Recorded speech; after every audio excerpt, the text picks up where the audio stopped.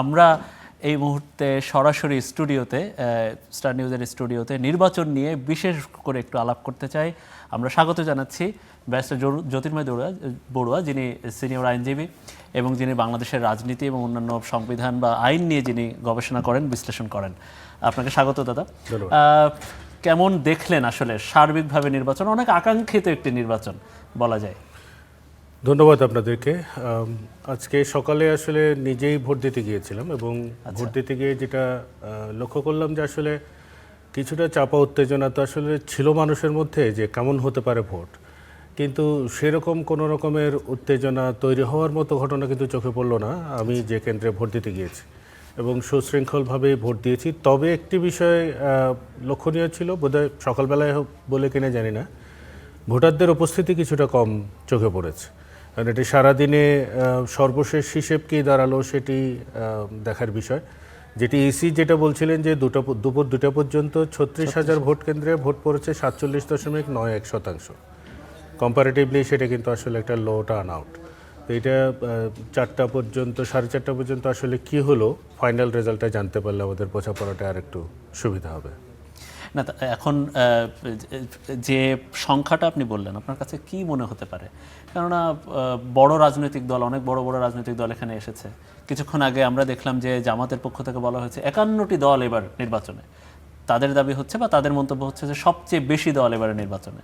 তাহলে 50 থেকে যদি 60% ধরি, আপনার কাছে কি মনে হয় এটা কি কম? এবং সেটা যদি কম হয় তাহলে কারণ কি হতে পারে? মানে না, 60% যদি হয়, 65% বা 70% এরকম আসলে ভোটের টার্ন আউটটা এরকমই হয়। কিছুটা তো সবসময় যে কোনো সাধারণ নির্বাচনের ক্ষেত্রেই দেখবেন যে একটা সংখ্যা কিন্তু আসলে অনুপস্থিতির ব্যাপারটা থাকেই। এইবারের যে ব্যাপারটা ছিল আসলে নির্বাচন নিয়ে মানুষের তো আশা আকাঙ্ক্ষা এবং উদ্দীপনার কোনো রকমের কমতি ছিল বলে আমার মনে হয় না। কারণ এবার প্রথমবারের মতো একটা বড় অংশ যারা ভোটার হয়েছে তারা কিন্তু তরুণ, যারা ধরেন বিগত 3টা নির্বাচনে ভোট দেওয়ার মতো বয়স যাদের হয়নি, বা তারা দেখেছে ভোট প্রক্রিয়াটা কীরকমভাবে হয় না হয়, ভোট কীভাবে হয়। কিন্তু যারা এখন আসলে ভোটার হওয়ার মতো বয়স যাদের হয়ে গেছে এই পুরো 3টা নির্বাচন পেরিয়ে যাওয়ার পর, তাদের প্রত্যেকেরই তো একটা নতুন ধরনের আকাঙ্ক্ষা ছিল। ফলে টার্ন আউটটা স্বাভাবিক নিয়মেই আসলে একটু বেশি হওয়ার কথা বলে আমরা মনে করেছি।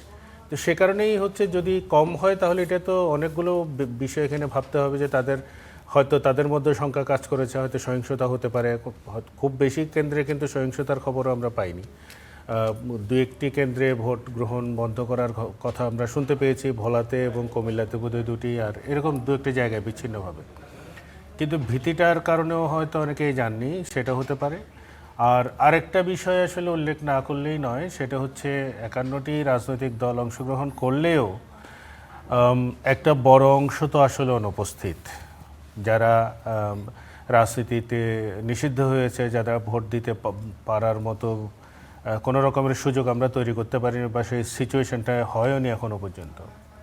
এটা বড় অংশ নির্বাচন করতে না পারার যে দায়টা, সেটাও তো আসলে এখানে আছে। আমরা সারাদিন ওইটাই দেখেছি, কিন্তু গোপালগঞ্জ, ফরিদপুরে মানে একেবারে খাখা মরুভূমি কিছু কিছু জায়গায় দেখেছি। মুকসুদপুরে শুধু কিছু অধিকাংশ ভোট কেন্দ্রে ভালো মানুষ ছিল, মানে ভোটার ছিল, কিন্তু অধিকাংশ জায়গায় অনেক ভোটার ছিল না। এই প্রসঙ্গে বলতে চাচ্ছি, আপনিই বলেছেন যে একটি বড় রাজনৈতিক দল অনুপস্থিত। এই প্রেক্ষাপটে আসলে বর্তমানে যে ইলেকশনটি হয়েছে আজকে সারাদিনে, এটি আসলে কি মনে হচ্ছে যে গ্রহণযোগ্যতা আসলে কেমন হবে? ফলাফলের গ্রহণযোগ্যতা নিয়ে কি কোনো প্রশ্ন উঠতে পারে কিনা? প্রভাব তো আছে, একটি বড় অংশ তো আসলে অনুপস্থিত নির্বাচনের পুরো সিনের মধ্যেই। কিন্তু ওই গ্রহণযোগ্যতার প্রশ্নটা আসলে উতরে যাবে এই কারণ এছাড়া আর বিকল্প কী ছিল?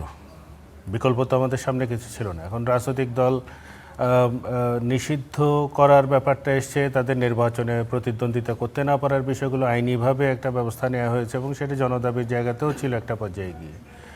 এইটার ইম্প্যাক্ট ওই একটা অংশ সমালোচনা করবে ঠিকই আছে, কিন্তু আসলে বৈধতার জায়গায় আমার মনে হয় না খুব বেশি রকমের সমস্যায় পড়বে, অসন্তুষ্ট থাকবেই। এবার তো একই সাথে 2টি ভোট হয়েছে, সাদা ব্যালটে এবং গোলাপি ব্যালটে। তো এই পদ্ধতি আসলে কতটা সফল হবে বলে আপনি মনে করছেন? কারণ বাংলাদেশের ইতিহাসে এই প্রথম এভাবে ভোট হচ্ছে? মানে ইমার সাথে যোগ করি যে এটা হচ্ছে আপনি নিজেও তো ভোট দিয়েছেন, গণভোট এবং রাজনৈতিক ব্যালট ছিল, তো আসলে এইটা সাধারণ ভোটারদের মধ্যে বা আপনার অবস্থানের জায়গা থেকেও সাধারণ ভোটারটা ডেফিনেটলি কনফিউজিং বিষয়টা, কারণ দুটো ভোট, একটা হ্যাঁ না ভোট কী দিচ্ছে সেটা আমি মনে করি না যে রাষ্ট্রীয় পর্যায়ে খুব বেশি পরিষ্কারভাবে সাধারণ মানুষের কাছে নিয়ে যাওয়া হয়েছে। এইটা ব্যাখ্যা বিশ্লেষণের ব্যাপার ছিল। যে সমস্ত পরিবর্তনগুলো, সংস্কার কমিশনগুলো আসলে নিয়ে এসেছে, সেই সংস্কার কমিশনের বাস্তবায়নের ক্ষেত্রে কিন্তু এই হ্যাঁ না ভোট একটা গুরুত্বপূর্ণ ভূমিকা পালন করবে। কিন্তু যে জটিলতাগুলো রয়ে যাচ্ছে সেটা হচ্ছে হ্যাঁ না ভোট দেওয়ার পরে যেই কাউন্সিলটা গঠন হবে পরবর্তীতে, সেই কাউন্সিল কিন্তু আর জনগণের কোনো রকমের কোনো তোয়াক্কা না করেই তারা যে সিদ্ধান্তটা দেবে সেই সিদ্ধান্তটাই কিন্তু চূড়ান্ত সিদ্ধান্তে পরিণত হবে। ফলে এক ধরনের কনসেন্ট দেওয়ার ক্ষেত্রেও তো আমাদের নিজেদের মধ্যেও দ্বিধাদ্বন্দ্ব কাজ করেছে যে এখানে এইভাবে এই প্রক্রিয়াতে আসলে গণভোটটা হয় কিনা। গণভোটে আসলে চারটি প্রশ্ন হ্যাঁ কে বা না এর জবাব দেওয়া, এইটাও আসলে সারা পৃথিবীতে নজির নেই। মানে আপনার একটি বা দুটি প্রশ্নের হ্যাঁ না হতে পারে, এবং সেটি যেটা হয় যে আপনার রাজনৈতিক দলগুলোর ডিসাইডেড একটি ফ্যাক্টর যেটা জনগণের সামনে উপস্থাপন করা হয়।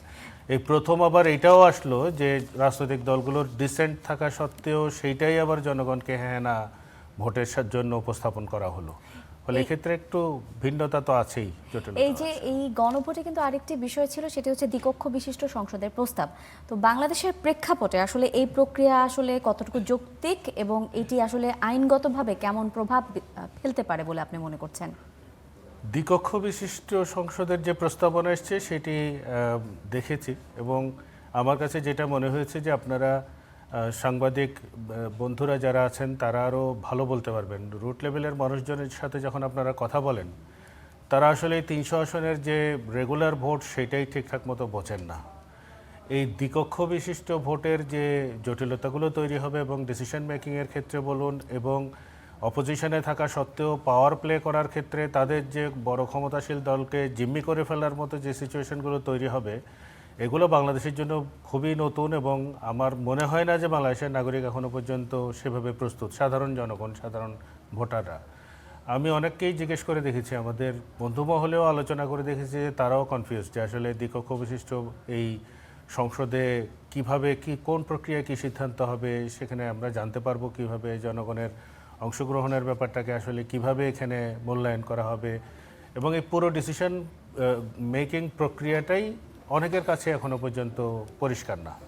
তো এইটা যদিও এই সংশোধনীর মধ্যে, সংস্কার প্রস্তাবের মধ্যে এসছে, কিন্তু এটা আদৌ ফাইনাল হবে কি হবে না সেটা তো আসলে নির্বাচিত সংসদের অ্যাসেন্টের উপরে নির্ভর করবে। ইভেন গণভোটের আইনটিও যেটা আছে সেটাও তো হচ্ছে আসলে একটি অধ্যাদেশ, সেটার পরিপ্রেক্ষিতে আসলে অ্যাক্টেড আপন হয়ে গেল। অর্থাৎ আপনার যে কথাটা আমি বলছি যে কোন বিশেষ মুহূর্তে রাষ্ট্রপতি আসলে অধ্যাদেশগুলো দেন, জারি করতে পারেন, এই অধ্যাদেশগুলো জারি হওয়ার পরে সেটা কিন্তু আবার নির্বাচিত সংসদের 1 থেকে 30 কার্যদিবসের মধ্যে রেটিফিকেশনের একটা প্রশ্ন আসে। তো আপনার রেটিফিকেশনের আগেই তো অধ্যাদেশের কার্যকারিতা হয়ে গেল ভোটের মাধ্যমে আজকে, তাহলে আর এই গণভোটের যে অধ্যাদেশ সেটার কিন্তু আর রেটিফিকেশনের কোনো বিষয় থাকলো না, যেহেতু একটা আপন হয়ে গেল। ফলে এই পুরো বিষয়গুলোর মধ্যে একটা ঝাপসা ব্যাপার কিন্তু আছে এখনো পর্যন্ত। আপনি তো দীর্ঘদিন ধরে সংখ্যালঘুদের নিয়ে কাজ করেছেন, আপনার বাস্তব অভিজ্ঞতা থেকে যদি একটু জানতে চাই যে বাংলাদেশের সংখ্যালঘু সম্প্রদায়ের অধিকার নিশ্চিতে বর্তমানের আইনের বা নির্বাচনের বিভিন্ন যে বিষয় রয়েছে সেখানে কি কোনো ফাঁকফোকর রয়েছে কিনা, বা সেখানে উন্নয়নের জন্য কোনো নির্দিষ্ট আপনার কোনো নির্দেশনা রয়েছে কিনা? দেখুন, এখানে ওভারঅল সংখ্যালঘু সম্প্রদায়ের জন্য তো আসলে আপনি নিরাপত্তা তৈরি করতে পারবেন না। আপনি সারা দেশের মানুষের যে নিরাপত্তার জায়গাটা, আইনশৃঙ্খলা পরিস্থিতির ব্যাপারটা নিয়ে তো কথা বলছি আমরা, তো সেটি নির্বাচনের পূর্বে এবং নির্বাচনের পরে আমরা নির্বাচনটাকে ক্যালকুলেশন করে হচ্ছে, যেমন ধরেন পর্যবেক্ষক দল এসছে আজকে এতগুলো পর্যবেক্ষক দল ইতিপূর্বে আসলে এসছে কিনা সন্দেহ। তারা আজকে কি দেখলো? তারা দেখলো আসলে খুব শান্তিপূর্ণভাবে নির্বাচন হয়েছে। এখন আপনি যদি দেখেন যে কোনো এলাকায়, হিন্দু অধ্যুষিত এলাকায় নির্বাচনের আগেই ধরেন তাদের ঘরে ঘরে গিয়ে হুমকি দেওয়া হয়েছে, কিংবা ধরেন তাদেরকে নোট পাঠানো হয়েছে যে আপনারা যদি নির্বাচনে আমাদেরকে ভোট না দেন তাহলে আপনাদের পরবর্তীতে আমরা নানানভাবে বিপদে ফেলবো বা আপনাদেরকে ক্ষতি করব, কথার কথা বলছি, রেটরিক হিসেবে যদি আপনি ধরেন এটাকে, সেক্ষেত্রে এটা তো আর নির্বাচন যারা পর্যবেক্ষণ করতে আসছেন তাদের জানার কথা না। এটা জানবে আমাদের আইনশৃঙ্খলা রক্ষাকারী বাহিনী, আমাদের গোয়েন্দা সংস্থা জানবে কারা কিভাবে কোথায় প্রভাব বিস্তার করার চেষ্টা করছে ইলেকশনের আগে।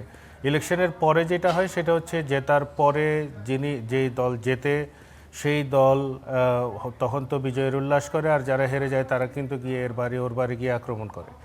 এই পরিস্থিতি সামলানোর জন্য আমরা কতটুকু প্রস্তুত, এখানে আসলে হিন্দু কিংবা মুসলিম আলাদা করার কোনো বিষয় নেই, নাগরিকের অধিকার।